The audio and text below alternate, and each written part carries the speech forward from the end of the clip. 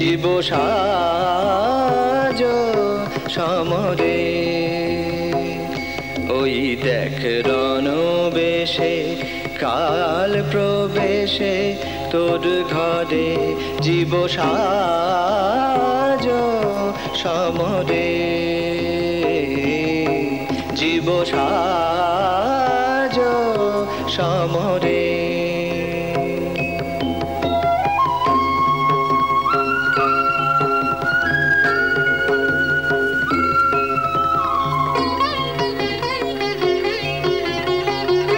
আরোহণ করি মহা পুণ্য রথে, আরোহণ করি মহা পুণ্য রথে। ভজন সাধন দুটো অশ্ব জুড়ে তাতে, ভজন সাধন দুটো অশ্ব জুড়ে তাতে। দিয়ে জ্ঞান ধনুকে টান ভক্তি ব্রহ্মবান সংযোগ কর রে। জীব সাজ সমরে। জীব সাজ সমরে।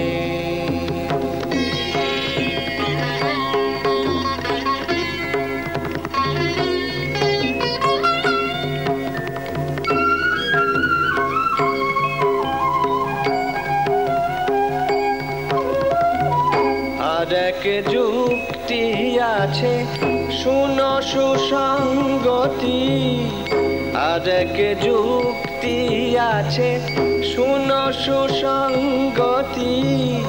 সব শত্রু নাশে চাইনে রথরথি, সব শত্রু নাশে চাইনে রথরথি। রণভূমি যদি করেন দাশরথি, ভাগীরথী রথি রে।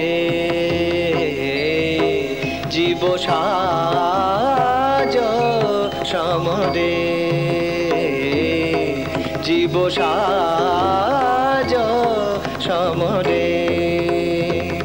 ওই দেখ রণবেশে কাল প্রবেশে তোর ঘরে জীব সাজ। জীব সাজ। জীব সাজ সমরে।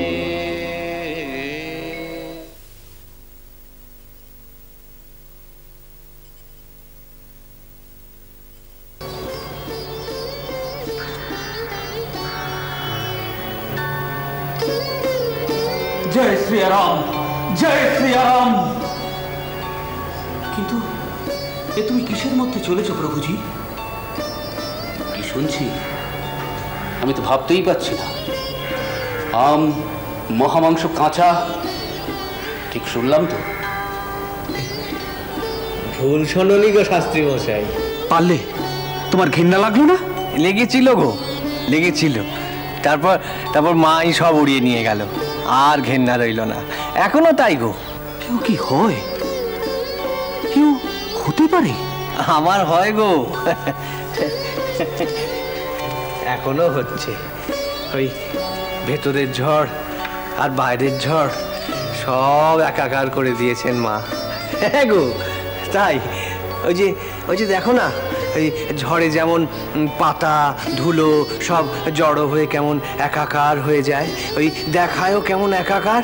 ওই আম গাছ কাঁঠাল গাছ ওই কোনো ভেদ থাকে না। আমারও হয়েছে সেই দশা।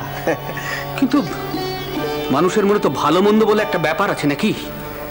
কি বলি বলো তো, আমার প্রতি ওই মায়ের এমনই আট না যে মা ছাড়া আমি কিছু ভাবতেই পারি না। ওই মা যা করান আমিও তাই করি। ভালো মন্দ, নিন্দে স্তুতি, সহজ অসহজ, এসব আমার কাছে আর কোনো ভেদ থাকে না গো, কোনো ভেদ থাকে না। মন বলে যে তুই তুই তোর মতো থাক, তুই তোর ভাব নিয়েই থাক। হ্যাঁ গো তাই। আমার কেবল ওই এক চিন্তা, এক ভাব। আমার শুধু তাকে পাওয়ার চিন্তা গো, তাকে পাওয়ার চিন্তা। পথের শেষ সীমায় দাঁড়িয়ে মা আমাকে ডাকেন, আর আমিও সেই পথে চলি গো, সেই পথে চলি। কিন্তু এটা তো তোমাকে লোকে আবার পাগল বলবে। জানি, লোকে বলেও তো তাই। আমি জানি। আমি বুঝি না প্রভুজি, ব্রাহ্মণী মাই তোমাকে কেন এসব করাচ্ছেন? এইখানেই তো তোমাদের বোঝার গোলমাল গো, এইখানেই তো তোমাদের বোঝার গোলমাল। আরে বামনিমা কেন করাবেন? ওই যা করাচ্ছেন জগৎজননী মাই করাচ্ছেন। বামনিমা তো সেজেগুজে সামনে বসে থাকেন। আমি আমার মায়ের কথা ছাড়া আর কারোর কথাতেই কিচ্ছু করি না, জানো, কিচ্ছু করি।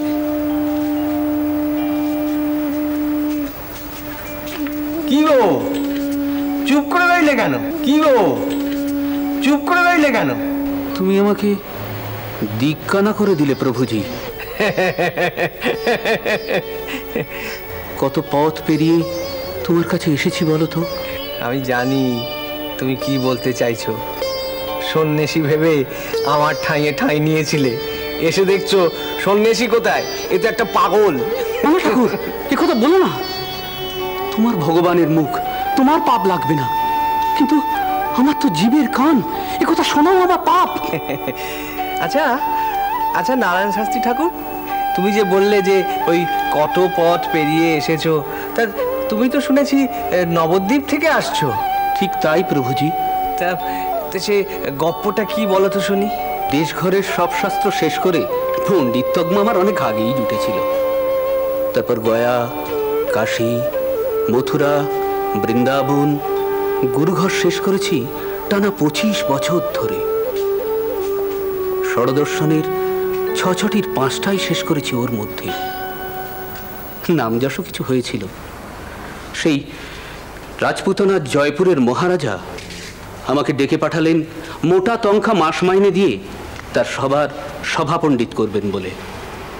কিন্তু আমার মন চাইল না। কি চাইলো মন? কাশী বৃন্দাবন? হ্যাঁ, বিলকুল না, কারণ তখন আমার ন্যায় দর্শন বাকি। ভাবলাম নবদ্বীপে যাব। হিন্দুস্থানের সব গুরুঘরে একটা কথা চাউর আছে, নবদ্বীপের নৈয়ায়িক পণ্ডিতদের কাছে নাড়া না বাঁধলে ন্যায়শাস্ত্র সম্পূর্ণ হয় না। হ্যাঁ, সে তো বটেই। যে সে থান নবদ্বীপ, চৈতন্যধাম বলে কথা।